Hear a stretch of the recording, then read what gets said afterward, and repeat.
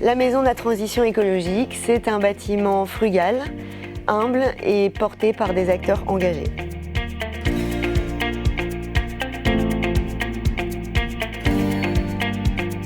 Ici, nous sommes à la Maison de la Transition écologique de la ville de Marcq, en Barœul. Le bâtiment, il est implanté sur le site de la plus ancienne ferme de la ville. La mairie a souhaité que ça se construise ici pour faire un lien entre le passé de la ville, qui était une ville très maraîchère, et notre époque contemporaine. Donc ici, le but était de construire un atelier dédié au public, justement pour communiquer sur une pédagogie et des apprentissages de zéro déchet, de cuisine, de jardinage, de choses comme ça. Donc les ambitions initiales de la ville, elles étaient très claires dans le cahier des charges. C'était un bâtiment à ossature bois. J'ai proposé de pousser au maximum l'usage du bois. Les isolants extérieurs et intérieurs sont tous en fibre de bois. Donc la structure primaire du bâtiment, mais aussi le bardage extérieur.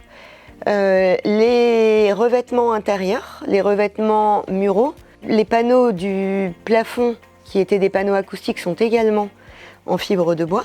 Et donc on a poussé l'usage du bois jusqu'aux aménagements intérieurs, donc comme vous voyez, de banquettes, de cuisine, de rangement, et y compris les tables qui sont mobiles.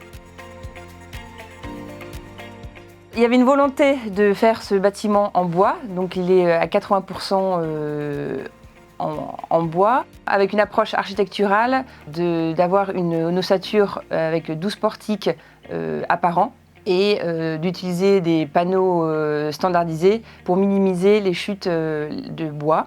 La préfabrication hors site a été réalisée en atelier, à 5 km d'ici, pour après un levage sur site plus rapide, plus efficient et aussi réduire les nuisances pour le voisinage.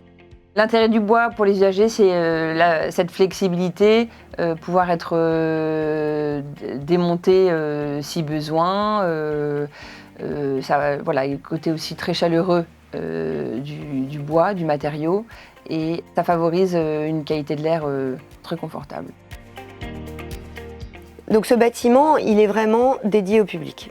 C'est-à-dire qu'ici, le public va venir se sensibiliser à des pratiques souhaitables, actuelles. Ensuite, ce bâtiment, il est aussi dédié à des présentations sur des manières de construire. Le bâtiment lui-même est pédagogique. La conception architecturale, c'est la qualité spatiale d'un lieu, les qualités d'usage, les qualités de lumière.